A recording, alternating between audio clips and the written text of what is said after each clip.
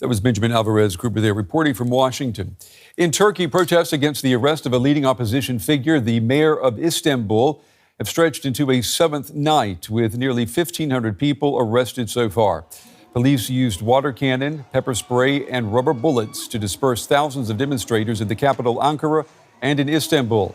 The protests are calling for the mayor, Ekrem Imamoglu, to be released. Imamoglu was arrested last week on corruption charges. His supporters say the arrest is politically motivated, as Imamoglu is the main opponent of current President Recep Tayyip Erdogan. Several journalists covering the protests have also been arrested and are facing trial. Imamoglu's arrest has sparked the biggest political unrest in Turkey in over a decade. The main opposition party, the CHP, has nominated him as its presidential candidate and is calling for early elections. But with Imamoglu now behind bars, does Turkey's opposition, does it stand a chance? Hundreds of thousands of people across Turkey have taken to the streets for a week now to protest the jailing of Istanbul's popular opposition mayor. They are the largest anti-government demonstrations the country has seen in more than a decade. The crowds have been openly calling for President Recep Tayyip Erdogan and his government to resign. But can they really challenge Erdogan's power? I think we are going through unprecedented times in Turkish political history. If these popular protests turned out to be sustainable in the coming weeks and months, they're going to pose a significant challenge to Erdogan. Peaceful demonstrations have turned violent at times, with security forces using water cannon, pepper spray and rubber bullets against mostly young protesters. Over 1,400 people have been detained so far, including several journalists. Istanbul's mayor, Ekrem Imamoglu, has long been considered the opposition's strongest candidate to end President Erdogan's increasingly authoritarian rule. He was jailed pending trial over corruption charges and suspended from his mayoral post. Imamoglu has called the allegations against him baseless and said he would challenge them in court. He may remain in prison as long as Erdogan is president. So his ability to become the opposition's presidential candidate took a huge hit by this judicial move. But I think he'll be around as probably the most important opposition politician in Turkey for a very long time.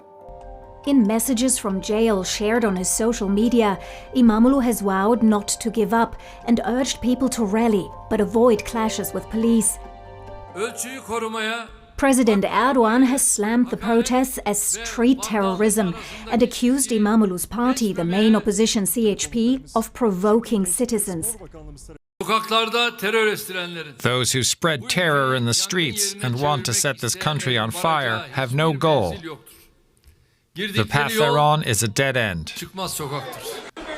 The opposition is trying to draw strength from the protests and has called for early elections, with Ekrem Imamoglu as their presidential candidate. There's one thing that Mr. Erdogan should know, and that's that our numbers don't decrease with detentions and arrests.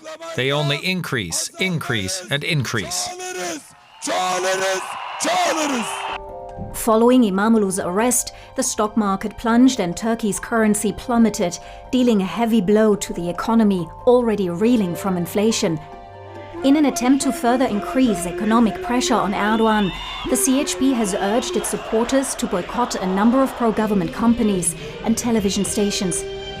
But with their star politician behind bars, how much of a chance does the Turkish opposition still stand? If the main opposition party survives this onslaught and can find a popular leader to replace Imamoglu, there is still a chance for reversing Turkey's transition to a Russia-style autocracy. However, if these measures succeed, then we're looking at an autocratic regime change in Turkey. And that is exactly what many here in Istanbul are trying to prevent. For them, it's a now or never moment for Turkish democracy. Asli Aydintasbas is a Turkey analyst and visiting fellow at the Brookings Institution in Washington, D.C., from where she joins me Now, does this protest movement that is currently forming extend beyond left-wing liberal circles in Turkey's major cities? It does, especially in major cities. We're seeing university students. And on the day where CHP held a primary, the main opposition held a primary last Sunday in which they elected actually, Ekrem Imamoglu as their presidential candidate. That received over 10 million votes. It was open to all citizens. So that clearly is an indication that there is widespread discontent about the decision and about the arrest. As to who is on the street, I think we're seeing less and less people wanting to take to the street for understandable reasons. It's not a very it's not a welcoming environment as far as law enforcement is concerned. And I think CHP, the main opposition party, is at this point not wanting to continue street demonstrations at this level, in part to protect the supporters, but in part because they worry that they might not be able to control the streets. So I think we're going to see streets gradually, incrementally going in smaller size protests and tapering off. Now, the last time Turkey saw mass demonstrations on this scale was during the so-called Gezi Park protests in 2013. Do you see parallels to these protests, or is the situation completely different today? There are parallels and differences, and important sociological differences. I think Gezi was largely driven, initially at least, by left-wing groups, and then became this big urban secular phenomenon with protests across the city, but smaller numbers. And what we've seen over the past week, at least initially when Imamoglu was detained, was larger crowds. On the other hand, the crowds were more heterogeneous. You had, in the first couple of days, also Kurdish constituencies and nationalist groups, in addition to the left and CHP base. So it was a mix, a bit of a mix, groups that are not entirely fully always comfortable with one another, but seem to share an outrage in seeing a main opposition figure, the mayor of Istanbul, a very popular figure, and essentially the designated rival of President Erdogan arrested. So I think that there are similarities and differences. But one issue that CHP is concerned with is the inability to actually fully control these groups. So I think that Kurdish constituencies worry about nationalist youth, and leftists worry about other segments. So it is a mixed group. They're joined in their rejection of what is happening and call for reinstitution of Imamoglu, but it's hard to fully see them as a united bloc. Now, a representative of Imamoglu's CHP party told me earlier that he would have expected a stronger response to all of this from European leaders. How do you assess the international reactions to Imamoglu's arrest?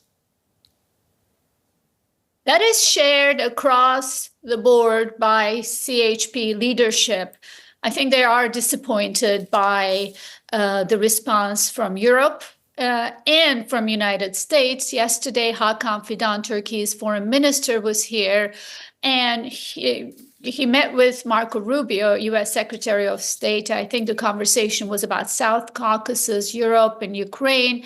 In his tweet on Twitter, Marco Rubio expressed that he had also expressed concern about the arrests and protests in Turkey, but Turkish officials came out very quickly and said that wasn't in the conversation at all. So it's highly unlikely for Trump administration to raise this as an issue, because they have made it very clear that they do not see democracy and human rights as a guiding principle for U.S. policy vis-a-vis Turkey or any other country for that matter. So I think that Europeans being very concerned about a post Ukraine war, new security order in Europe, and potentially needing Turkey's role and partnership in that, we're not likely to see very much in terms of pushback and protests from Europe at the highest levels. This is an age in which geopolitics matters more than democracy and values. Now, also, is there a possibility that Ekrem Imamoglu will emerge stronger from this? Well, I think realistically speaking, given all that has happened, it's highly unlikely for him to be released until the next election. We can't say it with any certainty, of course, but he will. This is a longer-term struggle for Imamoglu and the main opposition party. They probably are looking into a couple of years.